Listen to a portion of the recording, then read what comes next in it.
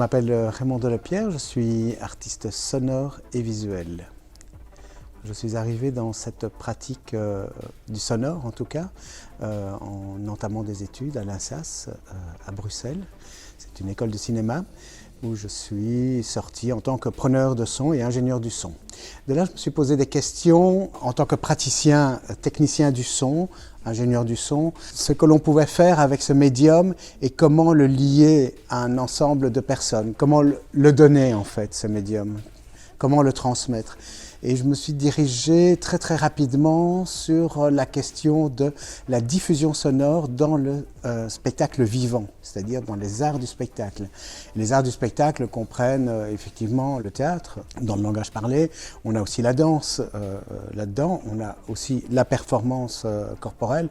Et donc je me suis vraiment posé cette question de comment intégrer du son et surtout qu'il ne soit pas illustratif.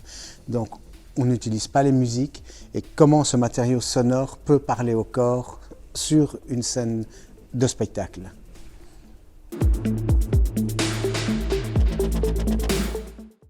Comment donner un attrait supplémentaire au son, autrement que directement par le son? Je suis passé dans la concrétisation et dans la formation d'un objet qui pourrait m'aider à communiquer le son. Et donc j'ai vraiment travaillé depuis plus de 15 ans maintenant sur avoir une forme, une sculpture en fin de compte. On peut appeler ça une sculpture, même si elle n'est pas toujours façonnée par mes mains, comme la pièce que je vais présenter pour les Heures Sauvages.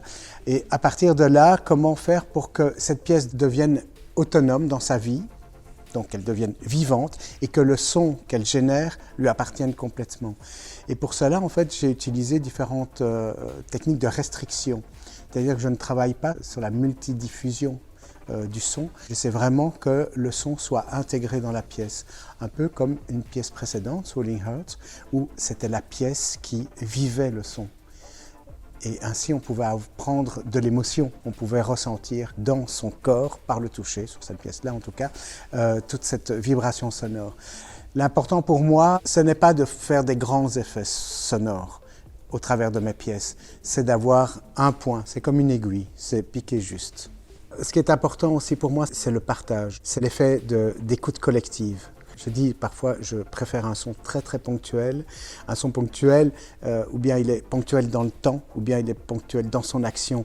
Mais en tout cas, je le considère comme être reçu par une collectivité.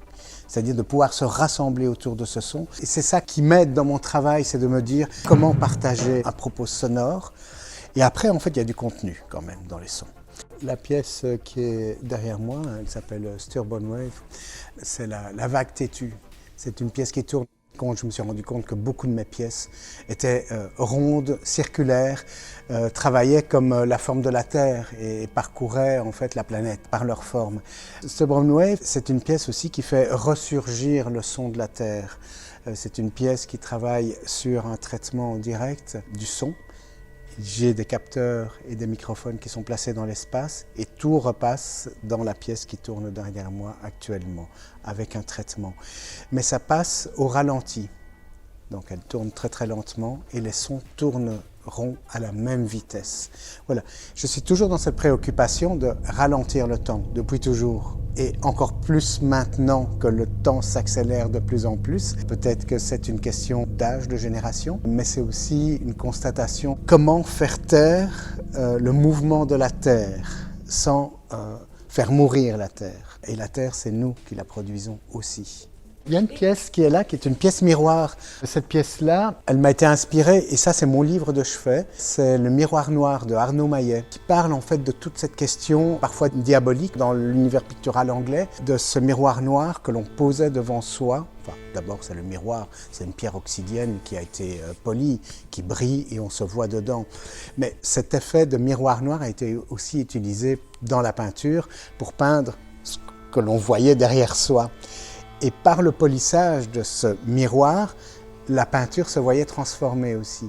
J'aime beaucoup cette relation comme ça de transformation par miroir. Et la pièce qui est là, ça parle de ça aussi. Alors c'est un disque miroir, un disque type vinyle posé sur une platine tourne-disque. Ce disque est gravé. J'ai récolté les extraits de phrases parlant des miroirs dans les films de Walt Disney. C'est ce qui est gravé sur ce disque. Et j'ai fait un traitement du type électroacoustique pour transformer en fait ça en effet de miroir sonore. Ce sont des petites brillances qui apparaissent quand le disque est lu.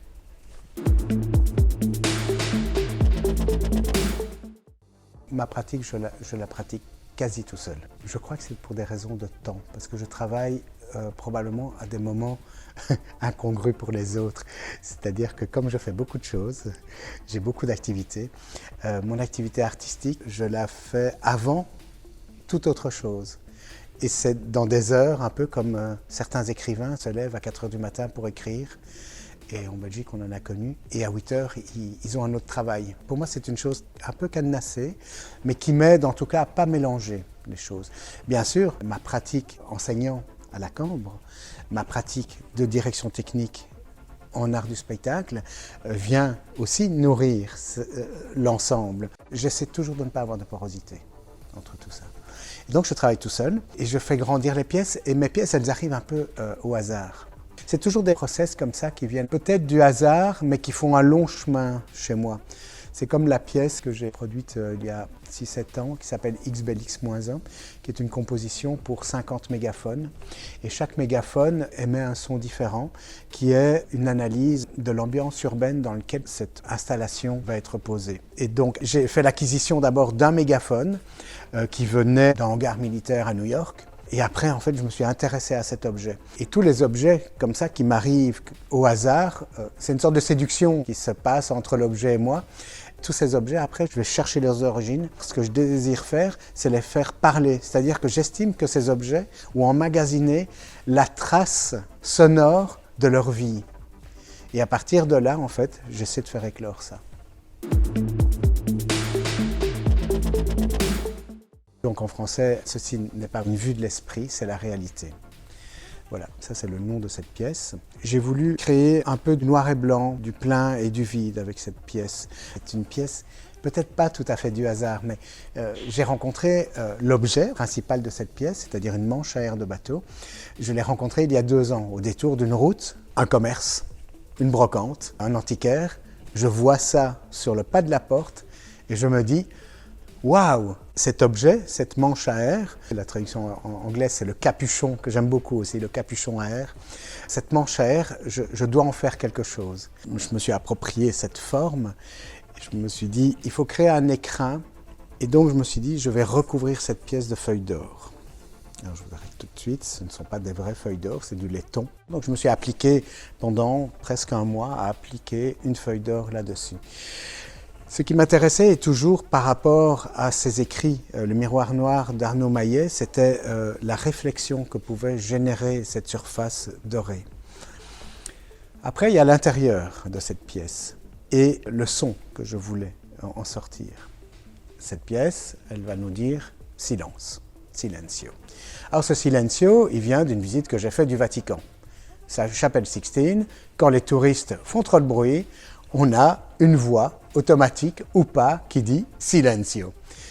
J'ai capté cette voix et je me suis dit « ben voilà, cette voix, il faut que j'en fasse moi quelque chose ». Je l'ai déjà présenté en fait, c'est un terme générique, c'est la voix d'or. C'est la 3e version de la voix d'or. La première version, je l'ai créée en 2017 lors d'une grosse rétrospective de mon travail dans la gare du Congrès à Bruxelles. La 2e n'a pas eu lieu à cause du Covid, mais existe toujours et n'a jamais été montrée. Et ceci, c'est la 3e pièce. Mais il y a toujours ce mot « silencio » qui intervient dans cette pièce. Et c'est vraiment faire le silence au sein de la terre sur laquelle nous vivons.